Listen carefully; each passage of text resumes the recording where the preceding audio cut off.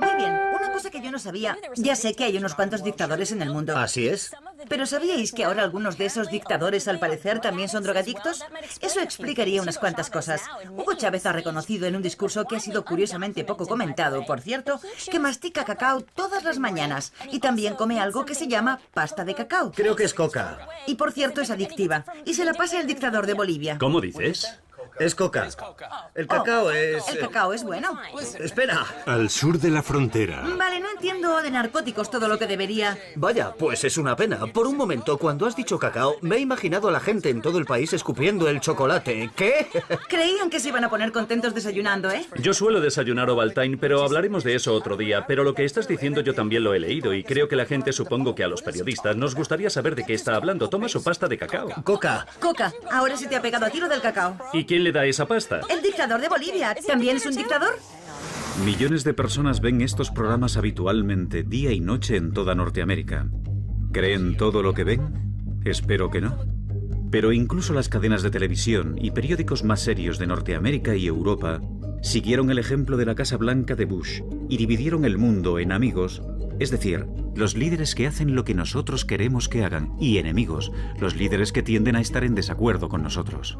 Raúl Castro y el dictador venezolano Hugo Chávez, enemigo declarado de la administración Bush. Tenemos que considerar en este momento al gobierno de Venezuela como una fuerza negativa en la región. Esta es la nueva Venezuela construida con los ingresos de su petróleo. Caracas es uno de los grandes centros turísticos de las Américas, por el uso que se ha hecho de los ingresos de la industria petrolífera, aproximadamente la mitad de los beneficios de las ventas totales. La política nacional es dedicar las ganancias del petróleo a la construcción de la nación, a nuevas industrias y al bienestar público. Hace poco cometimos un gran error en Irak, y me da la impresión de que cuanto peor es la mentira, más a menudo se repite. Tenemos pruebas sólidas de la presencia en Irak de miembros de Al-Qaeda. Con la incesante repetición en los medios de las declaraciones de la administración Bush, más de un 70% de los estadounidenses encuestados se declararon convencidos de que Saddam Hussein estaba involucrado en las masacres del 11 de septiembre. ¿Entonces hay una pistola humeante? Pistola humeante, una expresión interesante. La pistola humeante podría llegar en forma de hongo nuclear. ¿Por qué estamos aquí? Esa es la cuestión. ¿Por qué estamos metidos en esta guerra? ¿Dónde están las armas de destrucción masiva? ¿Por qué tardasteis tanto tiempo, Wolf, en ir a por el vicepresidente Cheney? Hasta 2007 no hicisteis que se cabreara con vosotros. Esas son buenas preguntas. Vi al doctor Sanjay Gupta acompañando a las tropas al principio de la guerra. Él y ustedes, representantes de los grandes medios, renunciaron a hacer a nuestros líderes las preguntas difíciles y a exigir respuestas sinceras.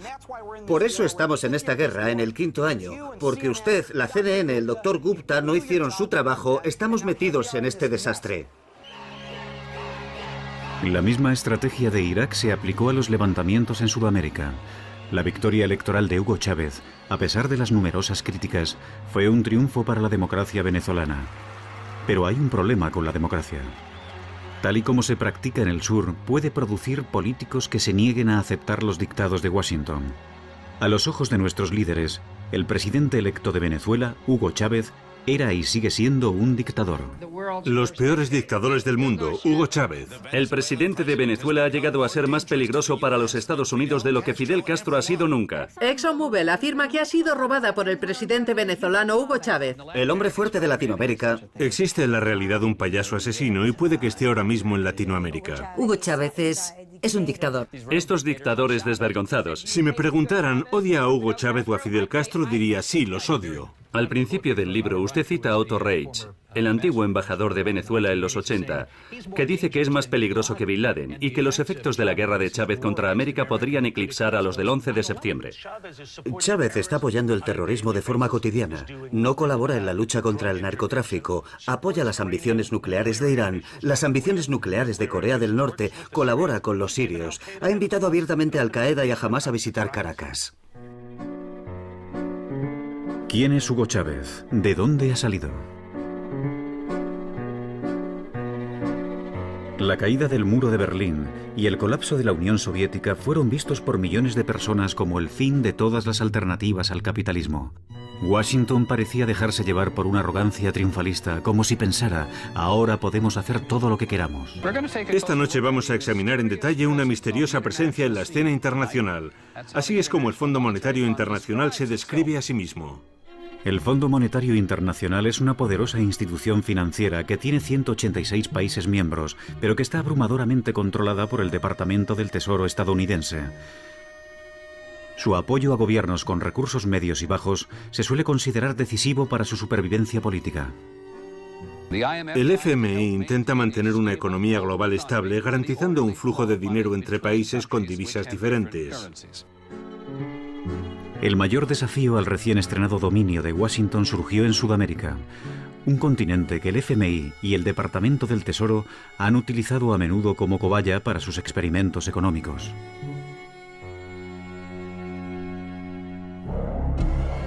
En 1988 la economía venezolana era un desastre. Los salarios estaban en caída libre y la pobreza aumentaba. El gobierno venezolano se puso de rodillas ante el FMI. Este accedió a ayudar, pero exigió un programa de ajustes estructurales que afectaban con especial dureza a los pobres.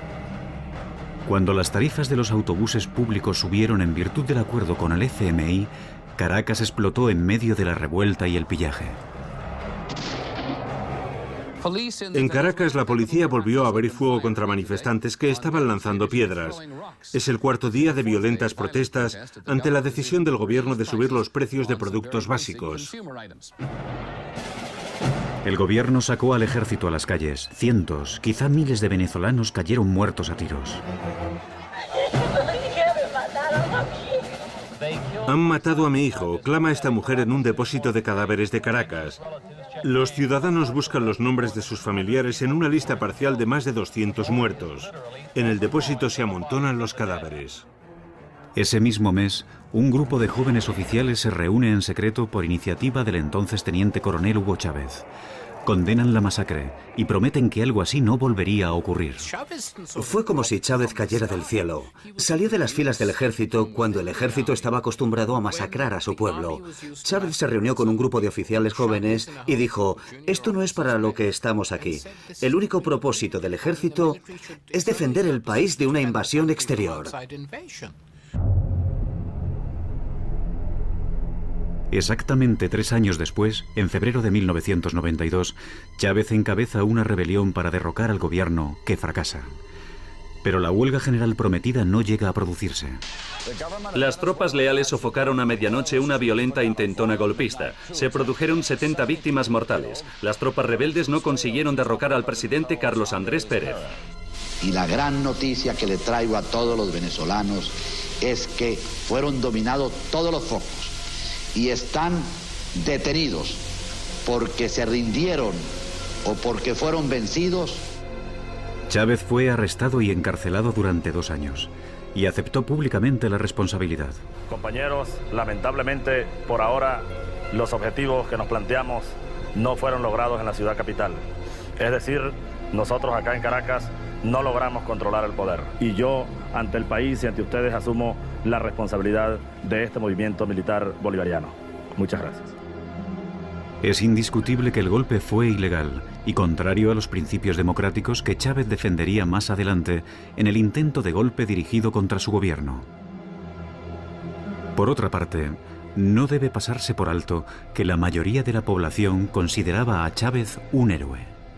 Y puedo decir a plena seguridad de que esta será la última vez que en Venezuela se presenta una situación como esta. Celebraciones en Caracas tras saberse que el Tribunal Supremo ha ordenado que el presidente Carlos Andrés Pérez sea juzgado por malversación de fondos. Está acusado de robar 17 millones de dólares de las arcas del Estado.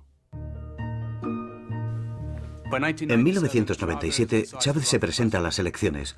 Su principal oponente es una rubia de 1,85 ex Miss Universo. Los contendientes son apodados La Bella y la Bestia. La antigua Miss Universo repite tópicos azucarados mientras Chávez predica la revolución, lo que el pueblo quería oír. En Venezuela, las elecciones presidenciales del domingo podrían dar lugar a un radical giro a la izquierda. Sus partidarios dicen que ha sido un voto de castigo lo que ha llevado al poder en Venezuela a este hombre, un exoficial del ejército que ha dicho que luchará contra la tradición de corrupción e injusticia económica.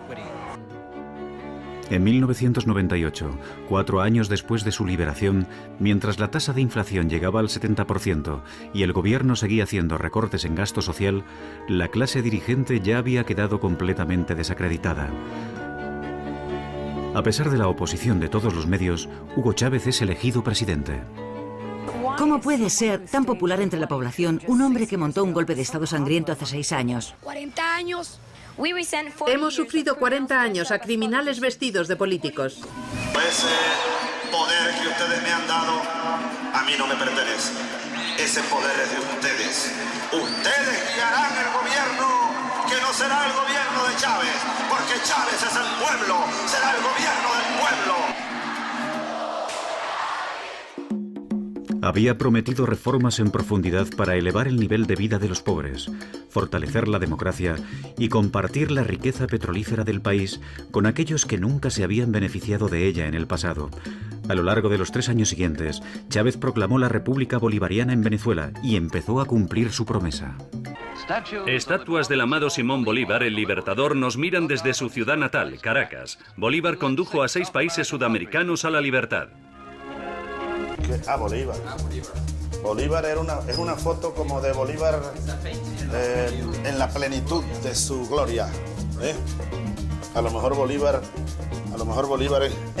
Bolívar en el Perú en toda su gloria, ¿no? Alguien dijo, Bolívar pensaba en siglos y miraba en continente, miraba continente.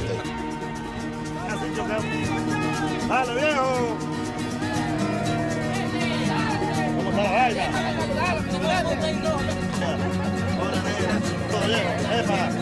¿Cómo están, muchachos? ¡Saludos, compadre! ¡Viejo!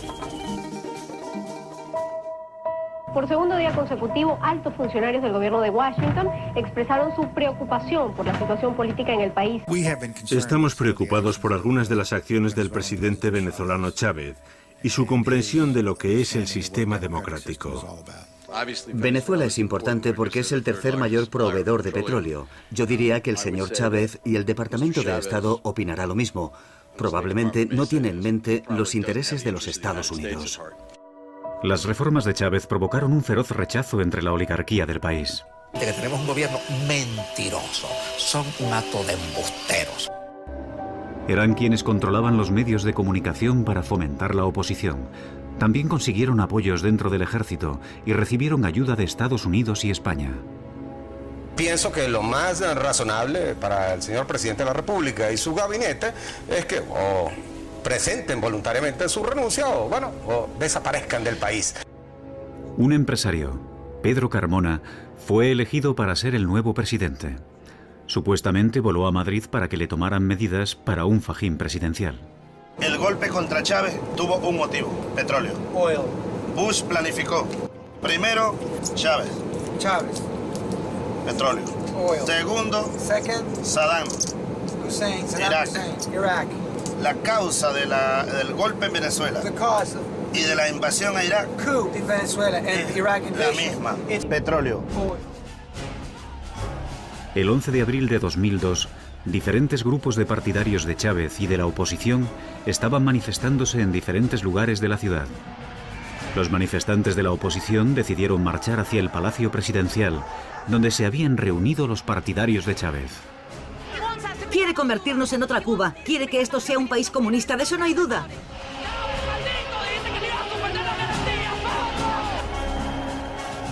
Según se aproximaban al palacio, de repente alguien empezó a disparar desde las azoteas de los edificios.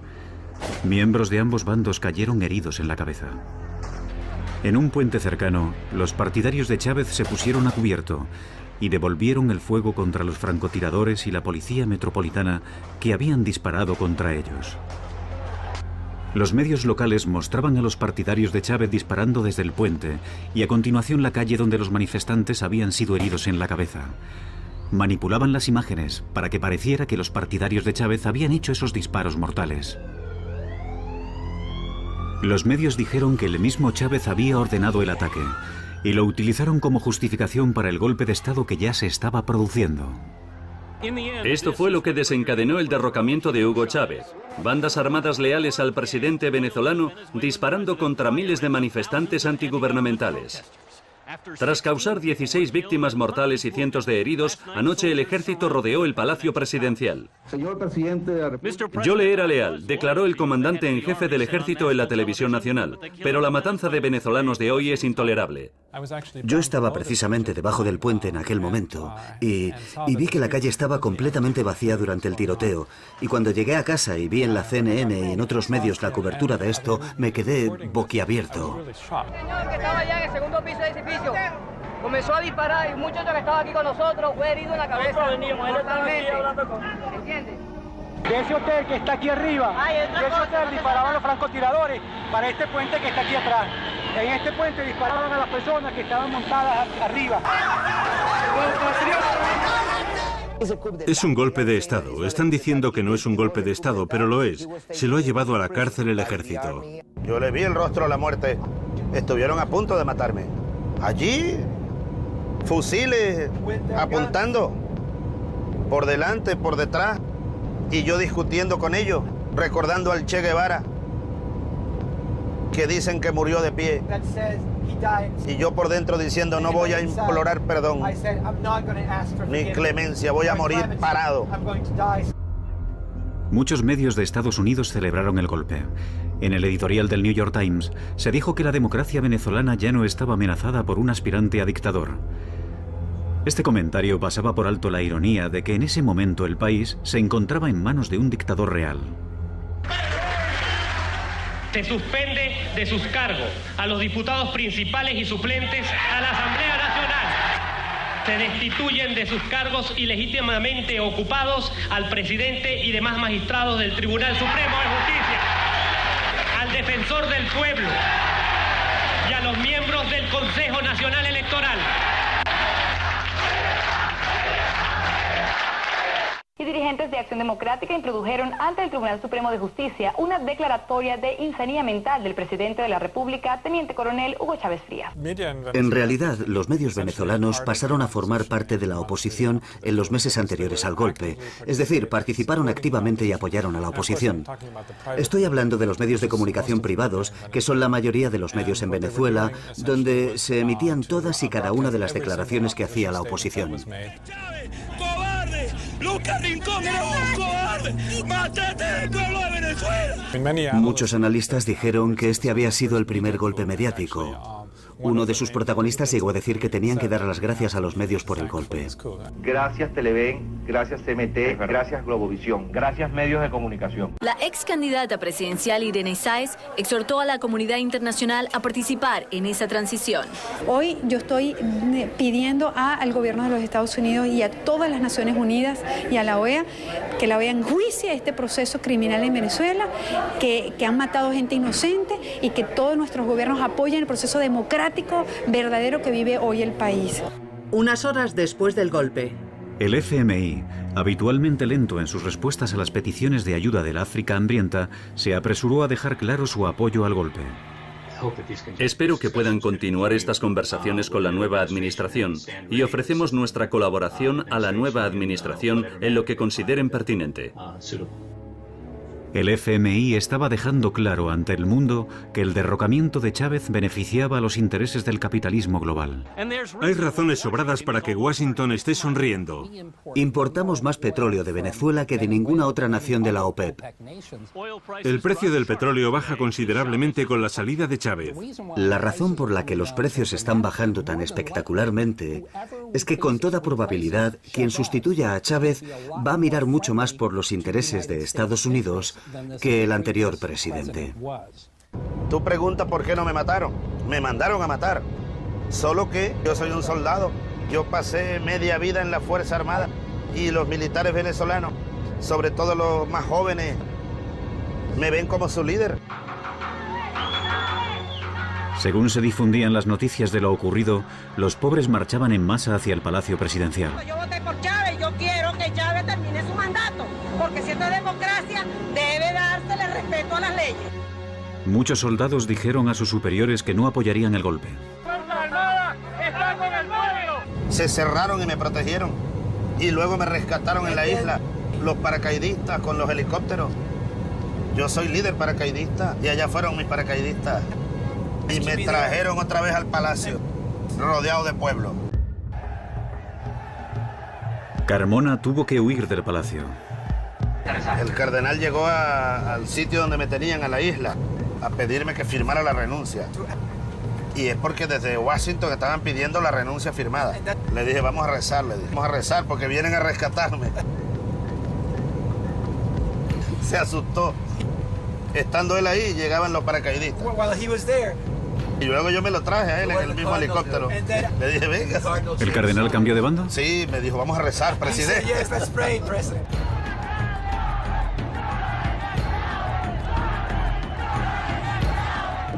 ¿Pero por qué lo hicieron tan mal? Fue un golpe chapucero.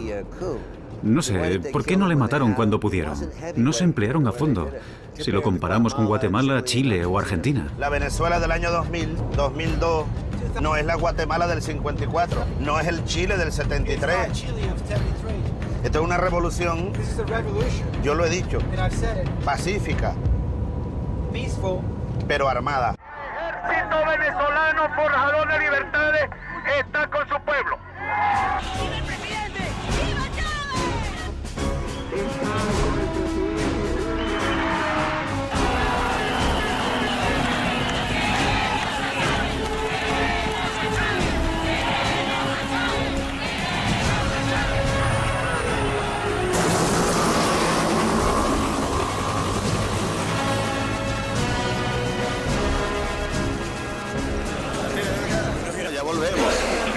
Muy buenos días a todos y sigamos avanzando con calma y con cordura. Sigue. Respetando la virtud y honor. El consejo editorial del New York Times parecía avergonzado por haber apoyado el golpe y el nuevo gobierno. Respetando la virtud y honor. La Casa Blanca ha admitido que funcionarios estadounidenses habían mantenido reuniones con líderes de la oposición venezolana para discutir la expulsión del presidente Hugo Chávez, pero que en ningún momento se dio a entender que una solución militar fuera aceptable. Dijimos explícitamente que Estados Unidos no apoyaría un golpe de Estado. Parece que hicieron justamente eso, abrazar al sucesor de Chávez, mientras que los aliados de los Estados Unidos en la región condenaban lo que veían claramente como un golpe militar. Cuando Chávez fue devuelto al poder al día siguiente, la Casa Blanca pareció haberse alineado junto a los golpistas contra un gobierno democrático. Creo que lo que debe hacer la mayor democracia del mundo es defender a los gobiernos elegidos democráticamente. No creo que Estados Unidos haya mantenido una política muy inteligente hacia Venezuela en concreto, ni hacia América Latina en general durante el mandato de Bush. Pero este incidente fue la peor decisión posible que Estados Unidos podía tomar. No solo se ganó la enemistad eterna de la administración Chávez, sino que hizo muy difícil que alguien en América Latina se pusiera a favor de Estados Unidos. Dice que el golpe que tuvo lugar en su país fue orquestado por Estados Unidos y algunos de su administración afirman que de hecho usted tuvo algo que ver. ¿Qué dice usted cuando oye eso? Bueno, me hace gracia porque el golpe, en primer lugar, no hubo tal golpe. Si hubiera habido un golpe, el señor Chávez habría sido expulsado. Hubo una investigación de 4 meses del Departamento de Estado. No hubo absolutamente ninguna participación de Estados Unidos en esa acción que Chávez llama golpe. Sí, Estados Unidos estuvo colaborando con personas involucradas en el golpe antes de que se produjera. Hubo participación de ONGs financiadas por Estados Unidos en el entrenamiento de algunas de las personas que participaron en el golpe. E inmediatamente después del golpe, el gobierno de Estados Unidos dijo que había sido una dimisión, reconociendo al gobierno que se formó hasta que regresó el presidente Chávez. El golpe fracasó. 8 meses después, la dirección de la Compañía Petrolífera Nacional convocó una huelga a la que se unieron propietarios de empresas que impidieron el acceso al trabajo a sus empleados. La huelga, apoyada por los medios de comunicación privados, devastó la economía del país, provocando una grave recesión comparable a los peores años de la Gran Depresión en los Estados Unidos. Una huelga general convocada por los opositores al presidente Hugo Chávez obligó al Tribunal Supremo a dejar de trabajar hoy. La industria petrolera se encuentra paralizada. Este nuevo intento de derrocar a Chávez también fracasó. Los cubanos mandaron a 10.000 médicos y medicinas gratuitas para montar clínicas para los pobres. En un intercambio acordado entre Chávez y Fidel Castro, el primero ha ofrecido a Cuba petróleo barato a cambio de médicos cubanos. Siente que nunca, ni siquiera... Algunas de estas personas, dice, no han visto a un médico en toda su vida. Lo que Chávez dice que ha hecho, como reducir la pobreza, se redujo mucho más bajo los gobiernos anteriores. Uno de mis colegas del Departamento de Estado dice que Chávez quiere tanto a los pobres que ha creado millones. Desde que el gobierno asumió el control de la industria petrolera, la economía dobló su volumen en los 6 años siguientes. La pobreza se redujo a la mitad y la pobreza extrema en más de un 70%. Aquí se da todo. Sorgo, girasol, maíz, caraota, soya. Yo quiero ensayar la propiedad comunal que esta escalona. Por ejemplo, mira. Por ejemplo, un barrio de Boconoito. Barrio Boconoito. Es dueño, ese barrio a lo mejor tiene 100 familias, 500 personas.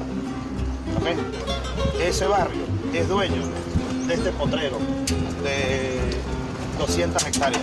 Ese potrero es del barrio, de una comuna, pues.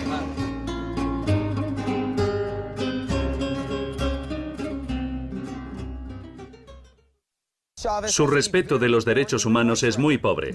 La administración Bush lo ha comparado con Hitler. Los derechos humanos se han convertido en una expresión de moda, igual que la libertad lo fue durante la era soviética, pero se aplica un doble rasero político.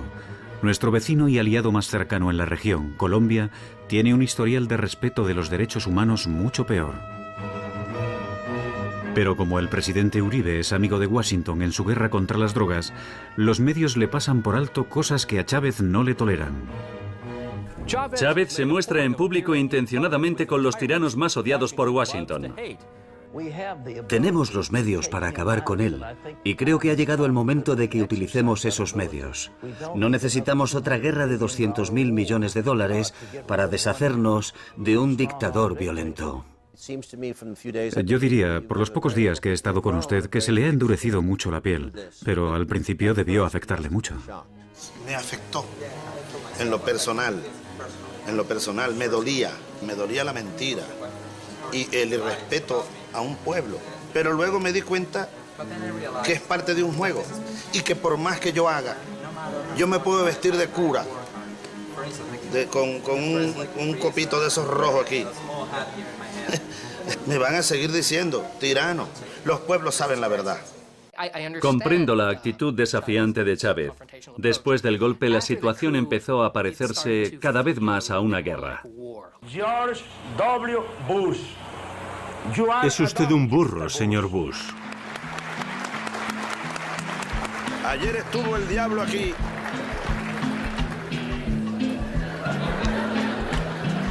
En este mismo lugar huele a azufre todavía. Este es su escritorio, aquí es donde trabaja.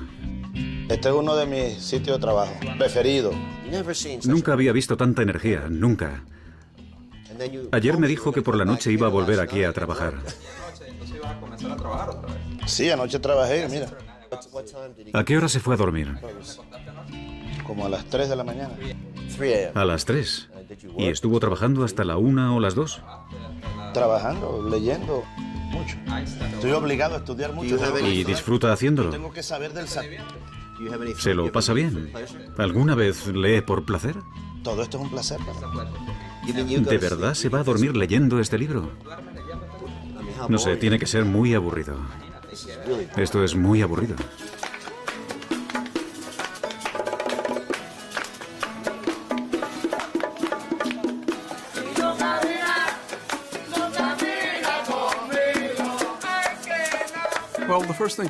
Lo primero que hay que tener en cuenta sobre Chávez es que literalmente nació en una choza de barro y se crió en la pobreza.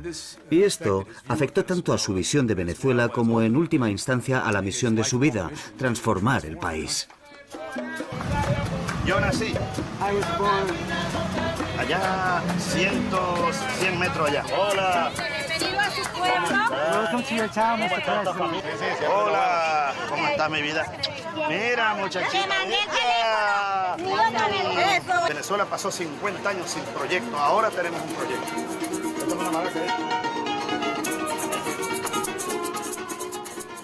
¿Y quién es esa? La abuela. Es su abuela. Es una foto muy vieja que la recuperamos de una cédula de identidad. ¿Y a qué edad murió? Ella tenía menos de 70. Producto seguramente de tanto trabajo. Aquí nací yo. Era una casa de palma. Y esta es la casa donde nos criamos. ¿Cómo era a los 14 años? Era un chico flaco. Le gustaba mucho jugar al béisbol. ¿Jugaba mucho al béisbol? Sí. ¿En qué puesto? Solía jugar de pitcher y también jugaba de primera base. Y siempre se esforzaba mucho por ganar. ¿Ah, sí? Le gusta ganar siempre. ¿No le gusta perder? No, pero es porque se esfuerza mucho por ganar.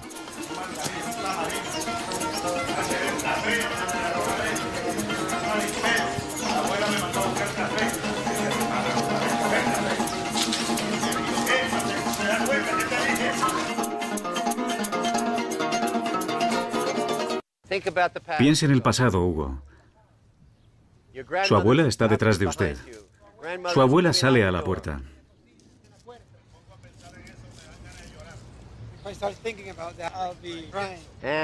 Y acción.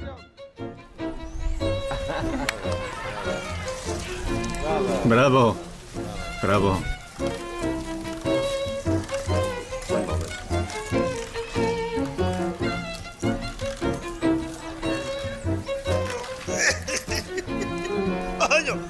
Me partió. Tengo que pagar. Tengo que pagar. Coño, ¿de quién es esta bicicleta?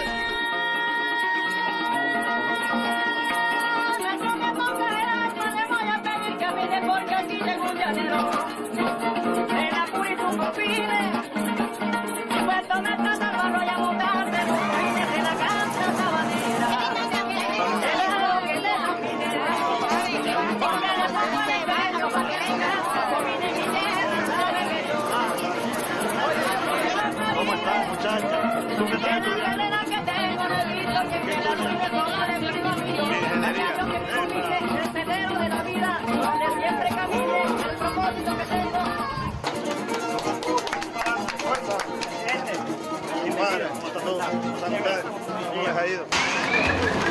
¿Cuántas vacas tienes ahí? 10 dando leche. Dando leche 10. ¿Cuántas producen? ¿Cuánta leche diaria cada vaca? 4 litros. Hay que levantar esa producción. Y es tuyo, es propiedad tuya, de la familia, pues. Sí, ¿estudiaste hasta qué? Hasta sexto grado. Sexto grado, tienes que sacar secundaria a la Misión Rivas. Ya cuando yo llegué aquí había que importar maíz. Ya no hace falta importar maíz. Batimos récord de producción este año. Ahora nosotros estamos instalando las plantas. La bomba atómica iraní está aquí. This is where we're building the Iranian atomic bomb. A procesar 72 toneladas al día. Así que no diga eso. La bomba de maíz. The corn bomb. El maíz sale de ahí a nuestra planta. Hacemos la harina, en este caso con apoyo de Irán. Y la vendemos muy barata a los pobres y al pueblo, a todos. Hace 200 años comenzó una revolución. Bolívar la dirigió, libertando estos pueblos del Imperio Español. Y comenzó el sueño de una república libre, soberana. Pero luego nos cayó el Imperio norteamericano, el Imperio inglés, y partieron esto en pedazos. La historia nuestra es terrible. Este continente quiere ser. Queremos ser nosotros mismos.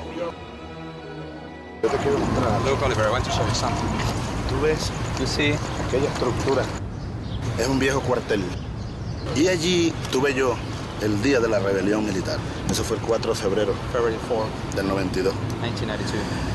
Ese era el puesto de comando de la rebelión. Estaban tomando el palacio nuestros militares rebeldes de Caracas. Yo he podido morir ahí. Ahí murieron soldados míos. Yo estoy fuertemente conectado con los que murieron ese día, con los que murieron aquí.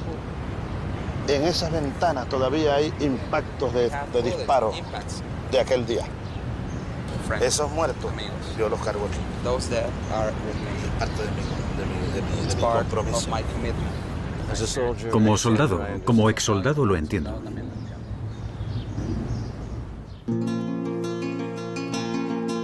Las victorias de Chávez en Venezuela habían empezado a transformar su país y a dar esperanza a otros. Poderosas fuerzas sociales se unían en el sur, superando fronteras nacionales.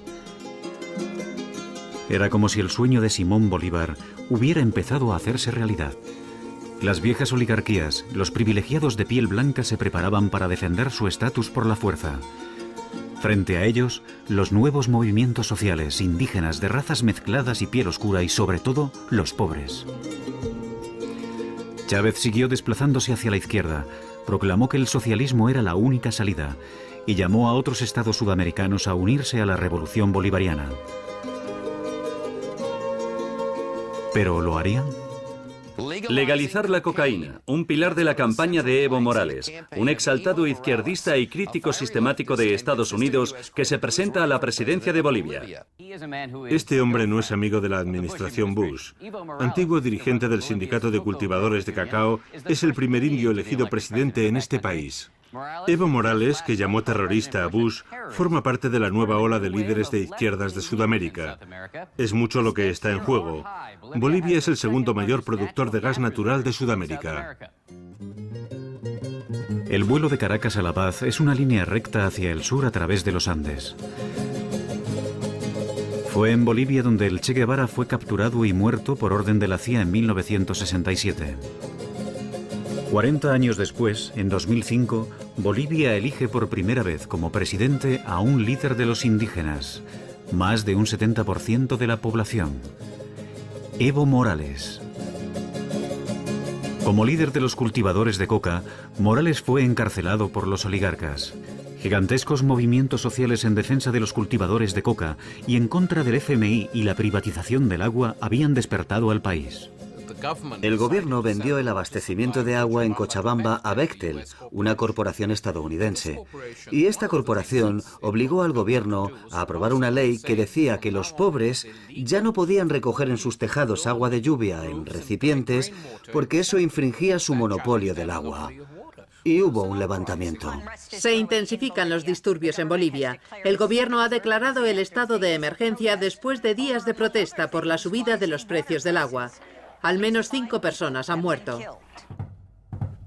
Fueron acontecimientos como este los que impulsaron a Morales y a su movimiento por el socialismo al poder. Algunos lo llamaron la venganza del Che. Y no tengo ningún miedo decirle. Soy uno de los admiradores de Fidel y el compañero Hugo Chávez. Otros lo vieron como una victoria frente a la tiranía de las multinacionales. En La Paz, todos tuvimos que adaptarnos a la altitud. Este es el aeropuerto internacional más alto del mundo.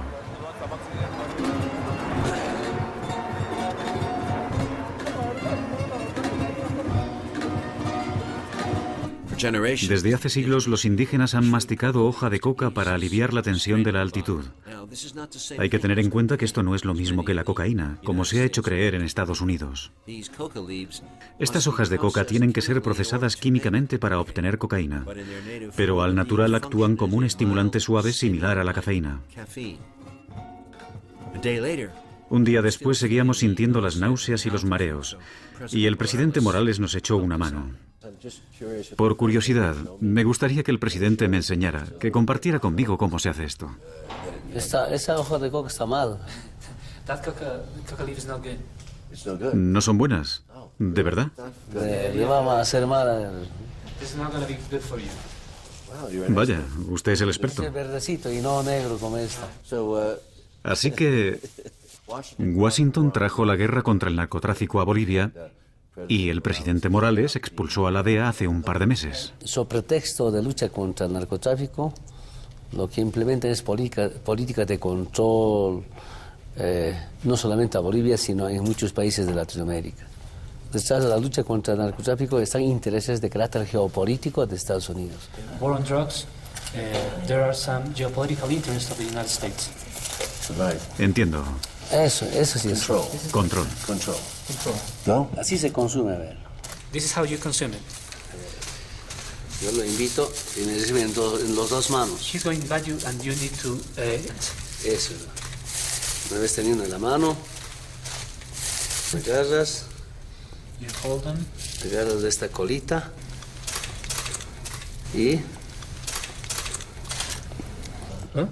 ¿Qué le pasa al rabo? Así es como se agarra. ¿Qué? No solamente el control político, y en algún momento ahora nos estamos informando que planificaron asesinatos a líderes políticos. Miembros de las Fuerzas Armadas y de la Policía Nacional nos van denunciando cómo durante la década pasada, como también en esta década, han ido planificando a acabar con vidas, especialmente el mío. Así que hace 2 meses usted expulsó al embajador americano. En octubre, ¿no?, la expulsión del embajador, y en noviembre la embajada a la DEA de Estados Unidos. ¿Yo cuántas veces he sido detenido? Torturado. ¿Y le torturaron? Yo de ahí confinado. ¿Por qué le torturaron? Acusaciones de conspiración, de sedición. ¿Le torturaron soldados bolivianos o fueron asesores estadounidenses? Soldados bolivianos bajo la dirección de la DEA de Estados Unidos. ¿Cuándo fue la última vez que estuvo encarcelado? En el 97, ¿no? 1997. Después he sido diputado, pero expulsado del Parlamento en el año 2002. Y el plan era detenerme, encarcelarme e inhabilitarme como candidato a presidente. Y fracasaron. Por primera vez no se permite ninguna base militar extranjera. Pero ahora no hay ninguna. ¿Hay alguna ahora? Ya no hay. Había antes. Se ha unido a las filas de Hugo. Para los medios de Estados Unidos es otro de los izquierdistas malos. Los medios que van a siempre tratar de criminalizar la lucha contra el neoliberalismo, contra el colonialismo y contra el imperialismo. Y es casi normal. Acá el peor enemigo que tengo son los medios de comunicación. ¿Podríamos decir que el objetivo de los presidentes de la región sería poseer sus propios recursos? Recuperar los recursos naturales es una base para las economías de los distintos países del mundo. Y para terminar, ¿cómo se describiría a sí mismo? Yo me siento más dirigente sindical que presidente, porque como dirigente hay una lucha permanente. Y a veces aquí los ministros me dicen, tú eres presidente, no digas eso, incluido este viceministro. Y ahora que me ha despejado con esas hojas verdes, ¿sería posible salir fuera un segundo si él también está despejado? No sé si está despejado. Siempre con energía. Me gustaría jugar al fútbol con el presidente. ¿Me puede enseñar alguna técnica de fútbol? ¿Es como Maradona? En fútbol. Así.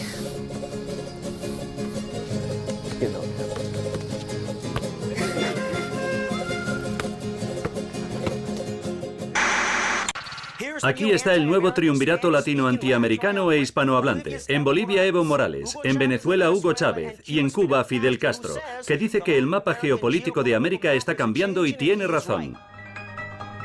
Buenos Aires, capital de Argentina. Este es un país que durante 15 años hizo todo lo que le decían el FMI, el Banco Mundial y el Departamento del Tesoro estadounidense. En 2001 se colapsó. Quebraron los bancos. 5 presidentes cayeron en 2 semanas. Hoy ha dimitido el presidente de Argentina en medio de la violencia provocada por la profunda crisis económica. Al menos 20 personas han muerto. Fuerzas antidisturbios se enfrentaron a cientos de manifestantes antigubernamentales. Un sindicato ha convocado una huelga general por las duras medidas de austeridad y la tasa de desempleo que ya roza el 20%. La gente se echó a la calle. Se ocuparon fábricas. En el Gran Parque Central de Buenos Aires se reunieron delegados de todas las localidades, ricos y pobres, para debatir el futuro. Néstor Kirchner fue elegido presidente y se negó a cumplir las condiciones del FMI, obligándoles a rectificar. Al final de su mandato, su esposa Cristina, imbuida del mismo espíritu bolivariano, fue elegida presidenta. A mí me parece que, como te decía, ¿no?, por primera vez en la región los gobernantes se parecen a sus gobernados. Si vos vas a Bolivia y mirás la cara de Evo es la cara de los bolivianos. Es la primera vez que esto sucede. El presidente uno de los últimos o anteúltimos presidentes, el que derrocaron, Sánchez de Lozada, le costaba hablar en español porque vivía en Estados Unidos.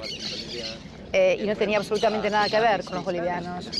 Le contaba la otra vez a periodistas que me interrogaban, dice que Hugo Chávez quiera exportar su revolución o su cambio o su socialismo a toda América Latina, y esto no puede ser así, me decían, ¿no?, los periodistas europeos. De esa manera piensan los que son colonialistas, como ustedes los europeos, que han sido toda la vida coloniales y que han siempre tratado de instalar las ideas que ellos tenían en otros países.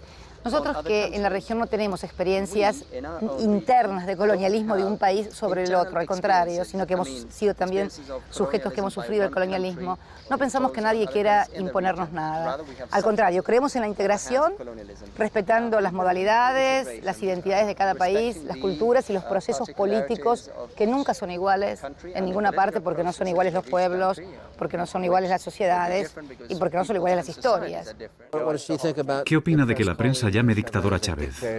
Creo que no hay ninguna experiencia de los gobiernos actuales en América Latina ni en el mundo que haya tenido la cantidad de elecciones por las que ha pasado Hugo Chávez. O sea, creo que va por la 13ª elección. No he visto muchos dictadores con 13 elecciones consecutivas. Se puede estar de acuerdo con lo que dice o no, pero decir que en Venezuela no hay libertad para decir lo que cada uno piensa, no me pareció en absoluto, al contrario. ¿Cuántos pares de zapatos tiene usted? ¿Y cuántos pares de zapatos tienes? No sé, nunca los conté. Pero, qué sé yo, qué sé yo. No sé, nunca le preguntaron a un hombre cuántos pares de zapatos tiene o cuántos pantalones tiene. Le preguntan siempre a las mujeres esas cosas. Bien, ya hemos visto que le gusta hablar claro. Ay, gracias. Acá estamos mucho mejor. Tráeme la foto que tengo en mi escritorio. A ver, del 25 de mayo del 2003, cuando asumió Kirchner. Esa foto te va a gustar más todavía. Una foto divina. Estoy con viejos conocidos ahí. ¿Esperamos?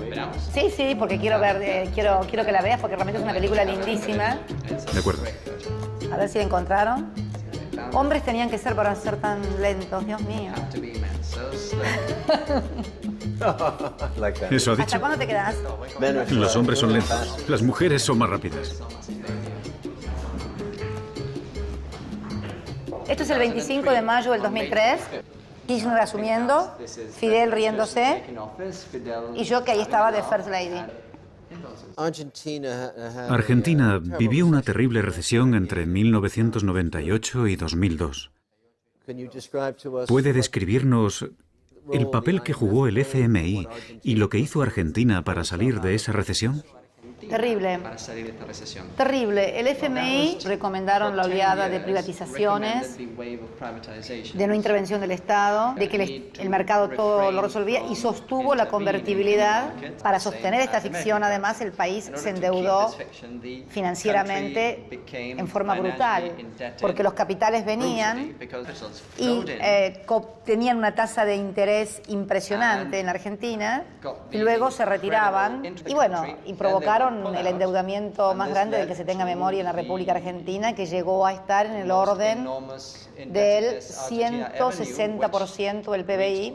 Nos dejó a un cuarto de la población sin trabajo, 56% de pobreza, 30 y pico de indigencia, y en fin, todo lo que puede constituir una tragedia social. Entonces, finalmente, todo estalla en el año 2001 y 2002 con brutales devaluaciones que significaron una formidable transferencia de ingresos. Esta es la Argentina que recibe Kirchner en el año 2003, en el 25 de mayo, y donde nosotros entonces planteamos una política sustancialmente diferente, de una gran discusión con el Fondo Monetario Internacional.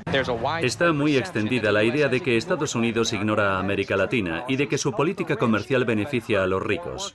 El presidente argentino, que tiene sus propios problemas con la política comercial de Estados Unidos, no parecía nada ansioso por abrazar a su homólogo estadounidense, una situación incómoda para Bush.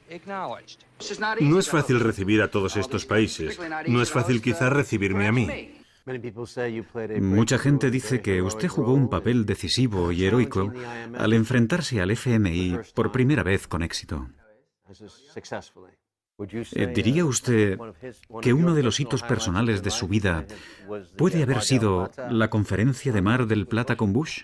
Bueno, yo digo que sí. Es decir, yo creo que ese día América Latina derrotó las intenciones de la primera potencia del mundo, representada por la política que llevaba el expresidente Bush adelante, con el ALCA, y actuamos todos colectivamente. Yo creo que ese día no lo voy a olvidar nunca en mi vida. Tanto que tengo el sillón de esa reunión guardada en mi casa Calafate. Ese día tuvimos el coraje no de hablar por las radios cuando no está el hombre, o no está la política, o no está el sinónimo que expresa la política imperial. Y actuamos colectivamente, actuamos ordenadamente. Eso fue uno de los pasos más importantes que hubo en la región. Cuando uno dice que no a un banquero, ¿qué ocurre? Y bueno, usted es subversivo, de izquierda, ladrón o sinvergüenza. ¿Hubo algún momento, como en las películas, en que uno de los grandes banqueros se apoyó en la mesa y le miró a los ojos y le dijo: «Señor Kirchner, ¿comprende las consecuencias de lo que está diciendo?» Cuando usted ve que un político es muy amigo de estos sectores, es que algo no anda bien. Porque estos sectores miran por su rentabilidad, no por la rentabilidad del conjunto de la sociedad. Y ahora, en este proceso que le toca afrontar a la actual presidenta, es un proceso por demás difícil, distinto, porque a mí me tocó salir del infierno. Ella ahora tiene que cualificar el trabajo, tiene que profundizar la distribución del ingreso.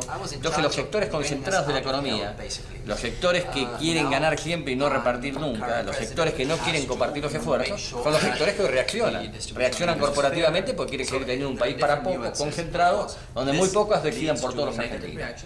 El presidente Bush ha venido a esta cumbre a hablar de su política de libre comercio para combatir la pobreza y crear empleo en la región.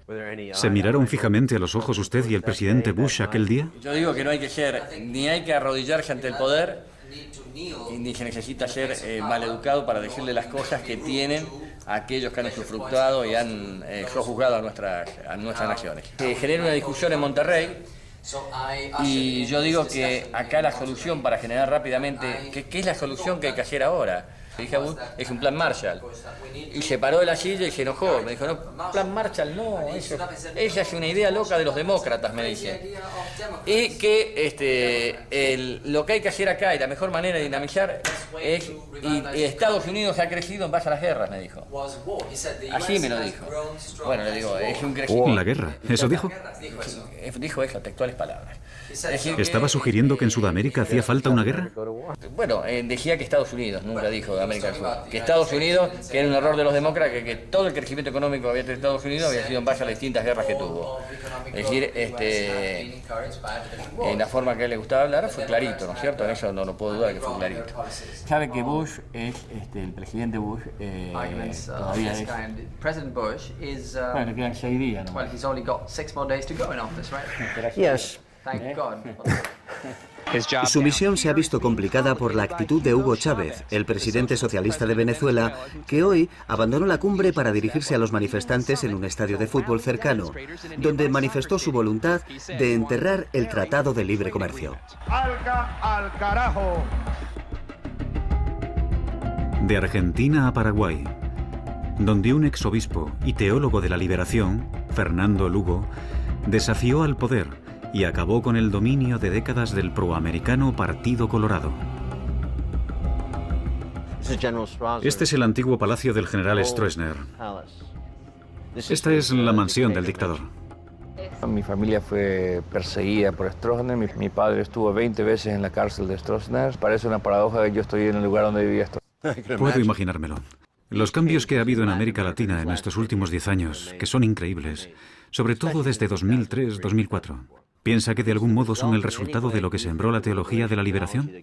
Sin ninguna duda, ¿no? Nosotros creemos que América Latina, las raíces del cambio real, comienza con una manera nueva de pensar. Hace 15, 20 años nadie pensaba que un indígena puede ser presidente, que 2 mujeres puedan ser presidentes en 2 países importantes, que un metalúrgico pueda ser presidente, que un militar pueda ser presidente, y menos aún que un obispo pueda ser presidente. Yo creo que aquí hay un nuevo actor político que son los movimientos sociales. Pero la oposición viene efectivamente de los grupos que históricamente han tenido los privilegios aquí en Paraguay, especialmente después de 61 años de un partido hegemónico, no ha sido fácil el cambio aquí en el país. Aquí hay un grupo que se ha privilegiado históricamente del gobierno, de los recursos del Estado. Nosotros somos coherentes con la opción de la teología de la liberación. Si aquí tiene que haber privilegiados, tienen que ser los históricamente olvidados, los indígenas, los sin tierras, los sin educación y sin salud, que son los que hoy deben ser los primeros en atención. Los cambios son de tener una administración honesta, transparencia, que las instituciones recuperen su dignidad y un crecimiento económico, pero con mucha equidad social. No me puedo despegar de 30 años de acción pastoral dentro de la iglesia, y nosotros también decimos, uno es el que siembra, como dice San Pablo, otro es el que riega, otro lo hace crecer y otros los cosecharán después. ¿Y Paraguay tiene todavía vínculos con el FMI? Sí, tenemos... ¿Cuánto le deben? 2.300 millones de dólares. Chávez prestó a Argentina, creo que fueron 6.000 millones para que no se endeudaran. Chávez le prestará ese dinero si hablo con él. ¿Qué edad tiene? ¿Cuántos años tiene usted? 57. Tiene tiempo. Le quedan 30 años más. Bueno, Fernando Lugo, es usted muy amable y creo que muy buena persona. Le deseo mucha suerte en los próximos tiempos. Muchísimas gracias. Esto realmente no lo vamos a olvidar nunca. En Brasil los cambios fueron más políticos que estructurales. Lula da Silva ha sido elegido presidente de Brasil con el mayor margen de victoria de la historia del país. El señor da Silva es el primer presidente de izquierdas y de clase trabajadora de la historia de Brasil. Fue líder sindical y preso político durante el gobierno de la derecha en el país. Brasil es la 9ª economía del mundo y se encuentra sumido en una profunda crisis económica. La administración Bush apoyaba a su adversario. Pero el nuevo presidente fue Lula, un líder obrero. Puede que Lula no se haya enfrentado directamente al FMI, pero sí se negó a que Brasil fuera cómplice de los planes de desestabilización de Venezuela y Bolivia. Ahora está cumpliendo su última legislatura como presidente, pero le encontré tan combativo como en su juventud. Muchas veces aquí en América del Sur hemos tenido gobiernos serviles, y muchas veces también la élite era servil. Todo lo que era americano era bueno, todo lo que era europeo era bueno, todo lo que era japonés era bueno. Y todo lo que era nuestro era inútil. Yo aprendí en la vida sindical que un interlocutor solo respeta a otro si él se respeta. Yo personalmente no tengo interés por pelearme con Estados Unidos. La única cosa que yo quiero es que nos traten en igualdad de condiciones. Recuerdo que cuando llamé al presidente Rato del FMI para decirle que iba a pagar la deuda, él no quería que pagase. No, quédate el dinero, no hace falta que pagues. Y le dije, no, yo quiero saldar esa deuda. Nos quitamos de encima al FMI, al Club de París. No debemos nada a nadie. Y tenemos 260.000 millones de dólares de reserva. ¿Hay alguna posibilidad de crear un banco, una unión financiera de países sudamericanos, como la Unión Europea? ¿Sería posible? Sí, eso deseo. Lo deseo y trabajo por ello. Con Argentina tenemos relaciones comerciales en nuestras monedas. Es un proceso que estamos poniendo en marcha, que estamos construyendo. Porque yo sueño con que tengamos una estructura de una moneda única de América del Sur, con que tengamos un Parlamento de América del Sur, unas instituciones políticas de América del Sur, unas instituciones sindicales unificadas en América del Sur. Ahora estamos cambiando el modelo de gobierno en América Latina. Y es la primera vez que los pobres están siendo tratados como seres humanos. El resultado del avance político en América Latina es el resultado del fortalecimiento de la democracia. Yo soy un optimista inveterado. Gracias. Gracias. ¿Y si quiere decirle algo a Hugo antes de irnos? Mi hermano. Este es mi hermano. Y tú también. Los dos últimos presidentes de mi lista eran Raúl Castro de Cuba y Rafael Correa de Ecuador. Correa mostró su desprecio por el presidente Bush al decir que la política de Estados Unidos en América Latina es directamente responsable del ascenso de los movimientos izquierdistas en toda la región. Cuando Washington puso objeciones a la exigencia de Correa de que retirasen las bases militares de su país, el nuevo presidente reclamó igualdad. Una base militar ecuatoriana en Miami. Bueno, creo que el presidente Chávez empezó una nueva era en América Latina. Para nosotros en estos momentos es extremadamente duro tratar de hacer los cambios que queremos hacer y que necesita el país. Ahora que hay muchos gobiernos amigos en la región, como el del presidente Chávez, el presidente Morales, de los Kirchner en Argentina, Lula da Silva en Brasil. Me imagino lo duro que haber sido para él hace 10 años cuando estaba absolutamente solo en una Latinoamérica llena de gobiernos neoliberales. La principal y tal vez única influencia de Chávez es que nos dio ejemplo en muchas cosas. ¿En qué situación se encuentra respecto a Estados Unidos? Bueno, nosotros queremos mucho a los Estados Unidos. Yo viví, estudié allá. Queremos mucho al pueblo de los Estados Unidos. Pero obviamente su política exterior es muy cuestionable. Y por eso cuando nos querían presionar para mantener una base extranjera en el suelo patrio, base extranjera que ni siquiera paga un arriendo, no paga absolutamente nada, y nos acusaban de extremistas porque no queríamos la base. Si no hay problema con tener bases extranjeras en un país, pusimos una condición muy sencilla. Mantendríamos la base norteamericana en Manta, siempre y cuando los norteamericanos nos permitieran poner una base ecuatoriana en Miami. Si no hay problema con bases extranjeras, nos deberían poner la base. ¿No le molesta la presencia de la DEA en su país? Bueno, lo que ellos hacen es un poco de asesoría, etcétera, pero estamos limitando grandemente toda esa influencia que tenían, donde financiaban unidades completas de nuestras fuerzas públicas. Todo eso estamos cambiando, ¿no? Vamos a seguir luchando contra la droga, pero independientemente. Ahora se considera a Rafael Correa uno de los izquierdistas malos en potencia, junto con Chávez y Morales. ¿Él lo ve también así o se sigue considerando el favorito de los medios estadounidenses? Con todo respeto, conociendo a la prensa norteamericana, estaría más preocupado cuando hable bien de mí. Buenas noches. Malas noticias sobre complots para cometer asesinatos. El Comité de Inteligencia del Senado ha presentado hoy un informe que dice que funcionarios del gobierno de los Estados Unidos organizaron conspiraciones para matar a 2 líderes extranjeros. Estuvieron implicados en otros 2 y la CIA tenía conocimiento de otros 2 planes de asesinato. Fidel Castro sigue gozando de buena salud a pesar de los complots de la CIA para matarlo y un plan para minar su imagen haciendo que se le cayera la barba. Algunos de los objetivos eran personas muy conocidas, como Che Guevara y Raúl Castro, hermano del cubano Fidel Castro. En enero la revolución cumple 50 años. 2003, más o menos, con el ascenso del señor Chávez y su victoria tras el golpe. Y usted es el abuelo, el padrino. Nosotros fuimos acaso los primeros, pero no padrinos. Todos son mayores de edad, todo camina con sus propios pies, con sus propias ideas y aportando nuevas ideas. Por ejemplo, el socialismo del siglo XXI. ¿Qué le hacen sentir estos herederos? ¿Optimismo? No son herederos de las obras nuestras. Todos somos en definitiva herederos de algo. Los cubanos somos herederos de los libertadores de América, empezando por Bolívar, Sucre, de Toussaint Louverture, el haitiano, la primera y única revolución triunfante dirigida por esclavos en la historia de la humanidad. Somos herederos de la lucha más reciente de otros compañeros que han caído, como el Che Guevara, etc. Algunos eran muy jóvenes, como el presidente Correa, el presidente Chávez, pero cada uno va aprendiendo de su propio acervo y del acervo del continente y de la humanidad. Esa es la realidad. Ni padrinos nosotros, ni herederos ellos.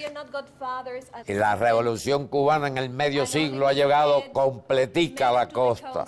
Y los cubanos, a pesar de ser de carácter explosivo, hemos aprendido a tener paciencia. Una cosa increíble. Y de la liga explosiva esa, como calificó Fidel a los europeos, nuestro tronco español, la liga es y nuestro tronco africano. Estamos listos a otros 50 años.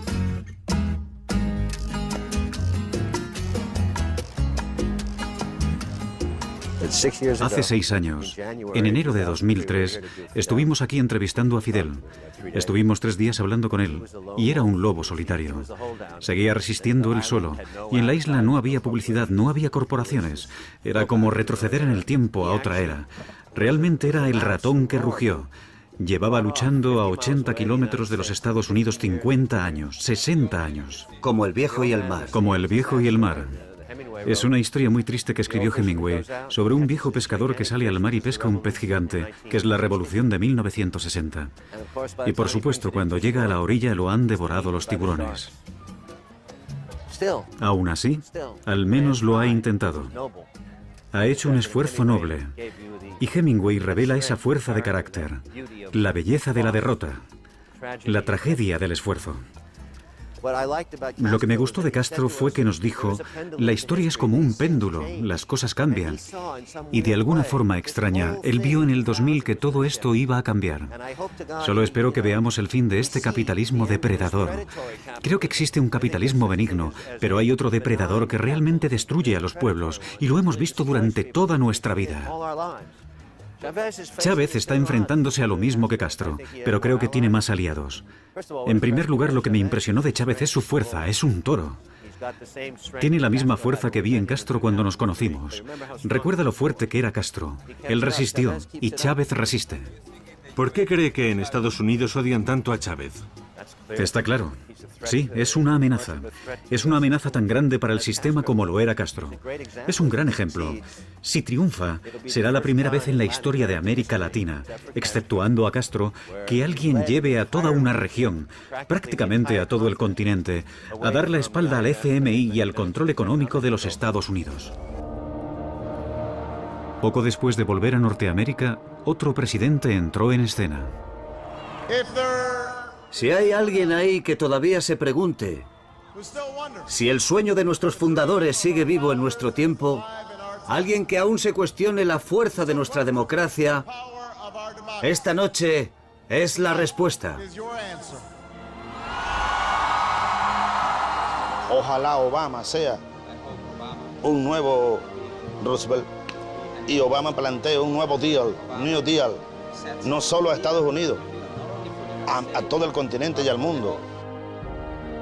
Dado que prácticamente todos los grandes organismos internacionales, desde el FMI hasta el Consejo de Seguridad de las Naciones Unidas, están controlados en gran medida por Estados Unidos, los nuevos bolivarianos decidieron fortalecer los lazos regionales para poder hablar con una única voz. Ocurrió en una reciente reunión de líderes del hemisferio en Trinidad, en la que los estados sudamericanos se negaron en bloque a firmar documento alguno en ausencia de Cuba. No fue cubierto adecuadamente por la prensa estadounidense. Si este modelo se reprodujera en otros continentes, la hegemonía de los Estados Unidos podría resultar gravemente erosionada. Hablar con Chávez, ¿un acierto, un error? Desde luego un hecho histórico, ¿no cree? Mi presidente estuvo en Trinidad y solo me trajo esta miserable camiseta del Che Guevara. Barack Obama asistió a la Cumbre de las Américas en Trinidad y encontró al continente entero, exceptuando a Colombia y México, dispuesto a enfrentarse a él. ¿Quién es ese hombre que se ríe con el presidente Obama y por qué todo el mundo habla de estas fotos? Al abrazar a los dictadores, a los malos, a los políticos corruptos, a la banda de la familia Kirchner de Argentina, a Daniel Ortega de Nicaragua, el mayor abusador de menores del hemisferio occidental, lo que está haciendo es dar credibilidad a los enemigos de Estados Unidos. Son nuestros enemigos y aprovecharán la situación si creen que están tratando con un presidente débil. Pero Obama no se comportó como Bush. Se entrevistó con Chávez, que le entregó una ofrenda de paz. No es probable que solo porque haya estrechado la mano o haya mantenido una conversación amable con el señor Chávez, estemos poniendo en peligro los intereses estratégicos de los Estados Unidos. En privado, según me han dicho, el nuevo hombre de Washington aseguró a Chávez que bajo su administración no habría más intentos de desestabilización ni de interferencia en los asuntos internos de Venezuela. Si es cierto, será un pequeño paso adelante. Yo creo que hay 3 cosas que Obama tiene que hacer por el mundo. Primero, levantar el embargo a Cuba. No hay ninguna razón para seguir. Segundo, trabajar intensamente por la paz en Oriente Medio. Y también podría invitar a Chávez a visitar Estados Unidos. Esos 50 años no han sido en vano, por eso hay un Chávez, hay en Bolivia, hay en Nicaragua, hay Ecuador, Paraguay, me animo a decir, y algunos llamados centroizquierdas como Lula, es decir, una gran rebelión de los pueblos contra el imperio en Latinoamérica. Un mundo multilateral donde una potencia no puede decidir por todos. Porque le hace mal a la propia potencia. Cuando usted se cree dueño del poder absoluto, es lo mismo que en la política. Es lo que yo siempre le digo a Hugo también, esto lo hablo con total objetividad. Yo tengo una gran relación con Chávez, es mi amigo, pero le digo, construir colectivamente. En vez de ser vos el único, vos tenés que tener 10 candidatos a presidente en tu espacio y en tu candidato, no podés ser el único. Vos te enfermaste, te morís, se terminó el proceso. Es decir, creer en que una sola persona puede ser la garantía es lo mismo que creer que una sola potencia del mundo puede arreglar los problemas del mundo. Es decir, hay que... El triunfalismo y la euforia que hubo tras el colapso de la Unión Soviética prácticamente han desaparecido. Todo el mundo sabe que es un mundo más difícil al que hay que enfrentarse ahora. El peso de la población hispana en Estados Unidos es mayor de lo que ha sido nunca. Los nuevos emigrantes actúan como puente con Sudamérica. La cuestión más interesante, que a veces me planteo en mis momentos más utópicos, es si los cambios que se están dando en Sudamérica podrían viajar a través de ese puente de las poblaciones hispanas hasta los Estados Unidos y dar lugar a algo que ninguno de nosotros puede imaginar. En Venezuela, Bolivia, Ecuador y Paraguay, el 95% de los medios de comunicación era salvajemente hostil con los bolivarianos y sin embargo ganaron. En esto hay una lección que aprender. He oído que es un gran admirador de la revolución india de Tupac Katari en 1770 contra los españoles. De nombre Julián Apaza, de apodo Tupac Katari, y salvajemente por los españoles ha sido descuartizado. Y en el momento de ser descuartizado él dijo: yo muero, un día volveré millones. Ahora somos millones.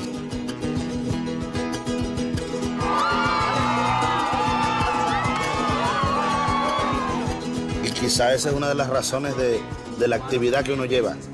El optimismo, la fe, la esperanza, y las evidencias concretas de que sí es posible cambiar el mundo, cambiar la historia. Es posible, Oliver.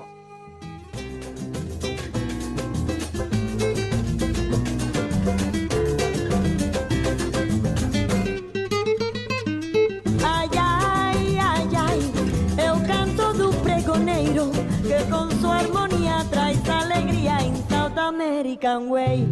Ay, ay, ay, ay.